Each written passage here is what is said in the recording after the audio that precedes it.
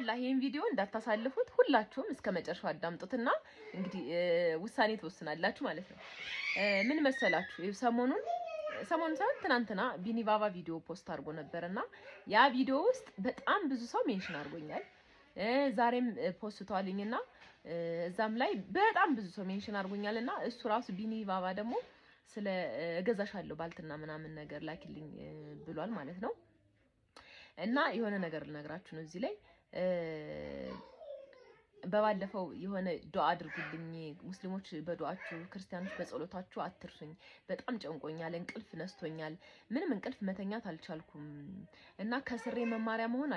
አልፈልግም እና በጣም ጸልዩልኝ ብዬ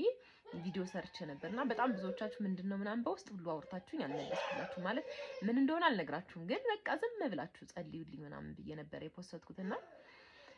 እሱን ዛሬ ልነግራችሁ ነው። ምን መሰላችሁ እናቴ ታማ ስማዳ በነበርኩበት ሰዓት ነው እንግዲህ ከወር በፊት 2 ወር ሊሆነው ነው እናቴ ታማ ስማዳ በነበርኩበት ሰዓት ሁሌ የሚገዛኝ ሰው ነበረ ሽሮ የሚያዘኝ ሰው ነበርና 5 ኩንታል ይገዛኛል 5 ሲገዛኝ ቆይቶ ባሁኑ ማዘር ታማ በነበረበት ሰዓት ደውሎ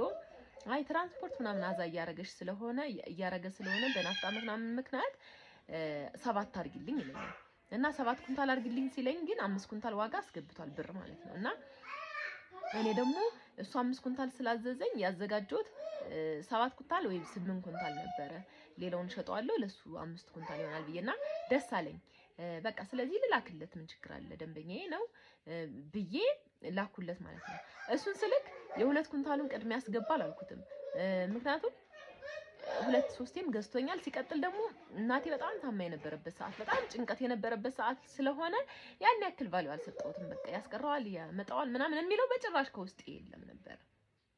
ከዛ ላኩለት ከላኩለት በኋላ ግን ደረሰ የሚለውን ምናምን ነገር አውርተናል ከዛ በኋላ ስደውል ስልክ አያነሳም ቴክስትም ሳደርግ አይመልስም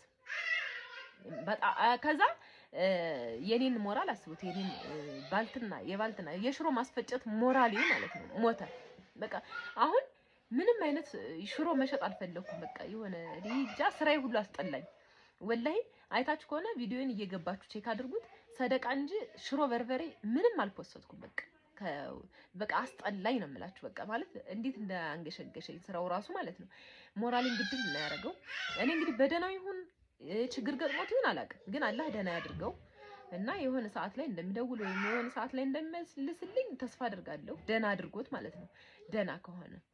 እንግዲህ ደና ወይ ቤተሰቦቹም እሱም እንግዲህ ደና ያድርገው እኔ ሌላ ምንም አልልም